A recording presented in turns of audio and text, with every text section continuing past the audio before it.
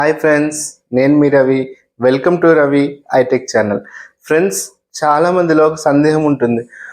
Cataract surgery వచ్చింది, okay, cataract surgery చేయించుకోవాలి. Cataract surgery చేయించుకునే ముందు మన కంటిలో ఆర్టిఫిషియల్ లెన్స్ ఏది పెట్టుకుంటే బాగుంటుంది?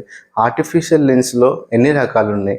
ఆ లెన్స్ వల్ల మనకు ఎదురయ్యే ప్రాబ్లమ్స్ ఎలా ఉంటాయి, ఏమేమి ఫేస్ చేస్తాం అనేది ఇప్పుడు మనం ఈ వీడియోలో తెలుసుకుందాం. అయితే ఈ వీడియోలోకి వెళ్ళే ముందు మీరు కనుక మన ఛానల్ని సబ్స్క్రైబ్ చేయకపోతే ఇప్పుడే సబ్స్క్రైబ్ చేయండి ఫ్రెండ్స్. క్యాటరాక్ట్ సర్జరీ అనేది ప్రతి మనిషికి ఏదో ఒక టైంలో క్యాటరాక్ట్ సర్జరీ అనేది చేయించుకోవాలి, తప్పదు. అది 45యా, 40యా, 50యా, 60యా, ఎన్ని ఇయర్స్కి అనేది అది తర్వాత పక్కన పెడితే సర్జరీ మాత్రం కంపల్సరీ ఏదో టైంలో చేయించుకోవాలి. అయితే చేయించుకునేటప్పుడు న్యాచురల్ లెన్స్ ఏదైతే ఉందో ఆ లెన్స్ తీసి మనం క్యాటరాక్ట్ అనే వచ్చినప్పుడు ఆ న్యాచురల్ లెన్స్ తీసి అందులో ఆర్టిఫిషియల్ లెన్స్ పెడతాం. సో ఈ ఆర్టిఫిషియల్ లెన్స్ పెడుతున్నాం కదా, ఆ ఆర్టిఫిషియల్ లెన్స్ ఎలాంటి లెన్స్ చూస్ చేసుకుంటే బాగుంటుంది? అసలు ఆర్టిఫిషియల్ లెన్స్లో ఎన్ని టైప్స్ ఉన్నాయి? ఆ లెన్స్ వల్ల మీరు ఎలాంటి ప్రాబ్లమ్స్ ఫేస్ చేస్తారు? సో ఆర్టిఫిషియల్ లెన్స్లో మీకు మోనోఫోకల్, సో ఎడాఫ్, ట్రైఫోకల్, ఈ 3 టైప్స్ లెన్స్ ఉంటాయి. టోరిక్ అని ఉంటుంది. ఈ toric monofocal, toric EDOF, toric trifocal. ఈ టోరిక్ అంటే ఏంటిది? మన కార్నియా మీద XY అనుకుంటే XY వాల్యూస్ ఇన్ఈక్వాలిటీ అయినప్పుడు మిగిలిన పవర్ సిలిండర్ అంటారు. ఈ సిలిండర్ కోసమే మనం టోరిక్ అనే మోడల్ వాడతాం. ఎందుకు అంటే మన కంటి లోపల న్యాచురల్ లెన్స్ ఏదైతుందో ఆ లెన్స్ తీసి అందులో ఆర్టిఫిషియల్ లెన్స్ మీరు కరెక్ట్ పవర్ నెంబర్ పెట్టినా కానీ సో మీకు టోరిసిటీ అనేది కార్నియా పైన ఉంటే సో మీకు ఆ విజన్ అనేది డిస్టర్బ్ అవుతుంది. అందుకని టోరిక్ మోడల్ వాడతాం, అది secondary. First monofocal, EDOF lens, trifocal. ఈ 3 లెన్సులు ఎలా వర్క్ చేస్తాయి, వీటి వల్ల మన ఉపయోగం ఏంటనేది ఇప్పుడు చూద్దాం.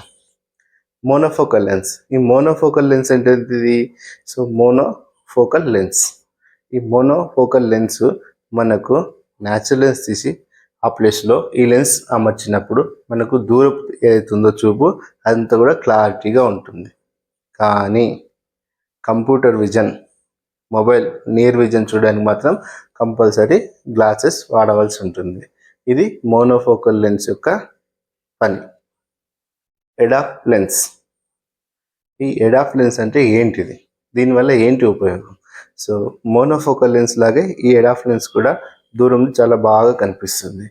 తర్వాత ఇంటర్మీడియట్ అంటే కంప్యూటర్ విజన్ కూడా కనిపిస్తుంది ఈ ఎడాఫ్ లెన్స్లో. కానీ చిన్న అక్షరాలు, ఫ్రాంట్ చిన్నగా ఉన్నాయి, నియర్ బుక్ చదవాలంటే మాత్రం రీడింగ్ గ్లాసెస్ పెట్టుకోవాల్సిందే ఈ ఎడాఫ్ లెన్స్లో.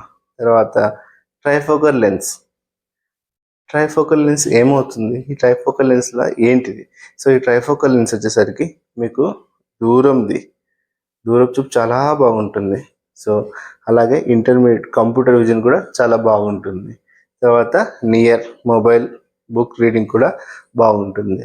కానీ ఈ ట్రైఫోకల్ లెన్స్లో నైట్ డ్రైవింగ్లో సో లైట్ చూసినా సో గ్లేర్ ఒక లైట్ ఉంటే లైట్ చుట్టూ సర్కిల్లా గ్లేర్ అనేది కనిపిస్తుంది. కొంచెం డ్రైవింగ్ డిస్టర్బెన్స్ కొంచెం కాంప్రమైజ్ అవ్వాల్సి వస్తుంది ట్రైఫోకల్ లెన్స్లో.